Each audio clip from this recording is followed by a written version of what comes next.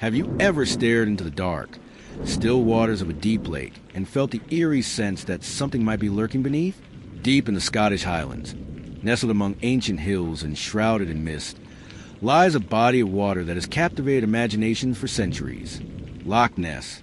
And within its murky depths, a legend stirs, a mysterious creature that has baffled scientists, fueled endless speculation, and become one of the most enduring mysteries of modern times. This is the real story of the Loch Ness Monster. Loch Ness is not just any lake. It's the second largest in Scotland by surface area, but it holds more fresh water than all the lakes in England and Wales combined. Over 23 miles long and 755 feet deep, it's a place of natural beauty and geological mystery. The depth, the peat-rich dark waters, and frequent fog create an ideal environment for stories to take root. But how did a simple lake become the center of a worldwide phenomenon? The first recorded mention of a mysterious creature in Loch Ness dates back to 565 AD, in the biography of St. Columba, an Irish missionary. According to the tale, Columba encountered locals burying a man who had been attacked by a water beast. Columba, in a miraculous act, commanded the beast to leave, and it obeyed. Skeptics dismissed the story as myth, possibly a metaphor, but it planted the seed of something deeper, an idea that something ancient may dwell in the loch. Over the centuries, whispers continued. Locals spoke of strange disturbances in the water, of large shapes seen in the distance, of ripples with no wind.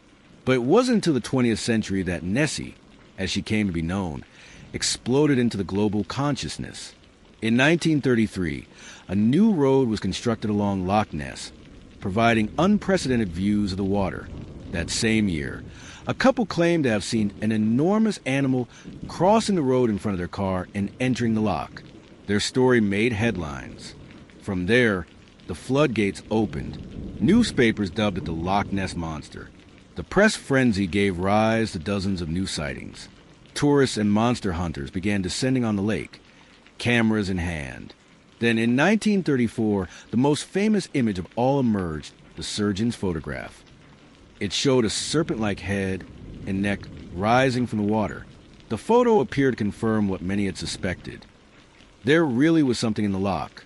But decades later, this iconic photo will become the center of controversy. As the legend grew, so did the efforts to explain it or debunk it. In the 1960s, organized expeditions began. One group set up sonar equipment to scan the loch's depths. They recorded strange, large, fast-moving underwater objects. But were they fish, logs, or something else? In 1972, another team captured a blurry underwater photo of what appeared to be a flipper, a massive, reptilian-looking appendage. For a moment, belief surged again. The scientific community remained skeptical. Many dismissed the evidence as inconclusive, but the public fascination continued. Loch Ness had become a symbol of curiosity, mystery, and the eternal human desire to discover what lies beneath. In 1994, Christian Sperling, then in his 90s, confessed that the famous 1934 surgeon's photograph was a hoax. It had been created using a toy submarine fitted with a model head and neck. The revelation shook believers. But even then, many refused to abandon the legend. After all, the photo might have been fake, but what about the sonar hits, the eyewitnesses, the strange photos? Throughout the 20th century, dozens of hoaxes were exposed. Floating logs, waves misinterpreted, and outright fakes using remote control models.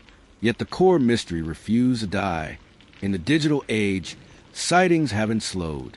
In fact, with smartphones and drone cameras, more people than ever claim to have recorded something in the water. In 2007, a video shot by a man named Gordon Holmes appeared to show a long, fast-moving shape beneath the surface. Though some experts dismissed it as an otter or seal, others weren't so sure. Even as recently as 2020, live webcams caught unexplained shapes in the water, sparking renewed interest in Nessie from around the world. In 2018, a team of researchers led by Professor Neil Gemmell from New Zealand launched the most ambitious scientific investigation yet, a DNA survey of Loch Ness. They collected over 250 water samples to analyze the genetic material of organisms living in the loch. The results? No evidence of prehistoric reptiles or unknown monsters. But they did find a large amount of eel DNA. Could Nessie be a giant eel? That became the new dominant theory. But again, many argued this didn't explain the large humps, long necks, or high-speed sonar hits.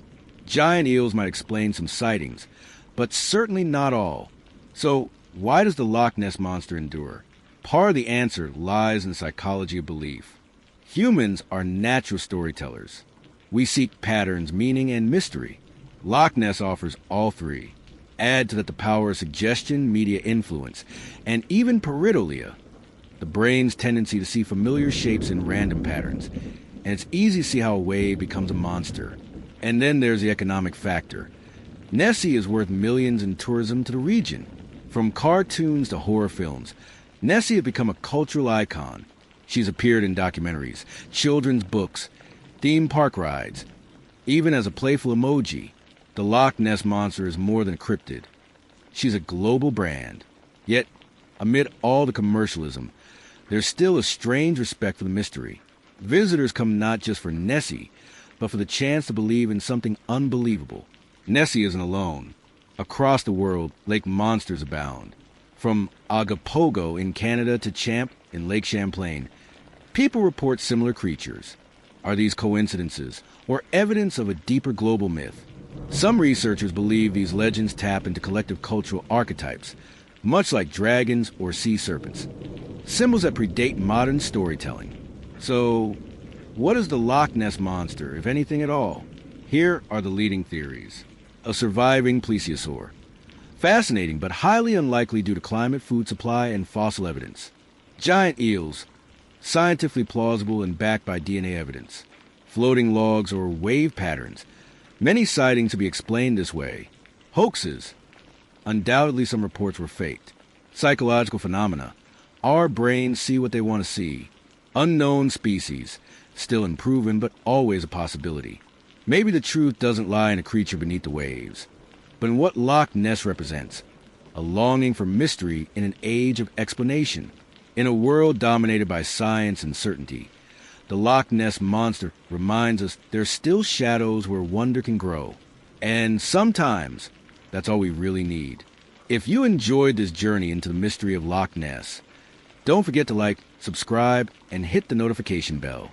We dive deep into unsolved mysteries and forgotten legends every week. What do you believe? Drop your thoughts in the comments below. Until next time, keep questioning the unknown.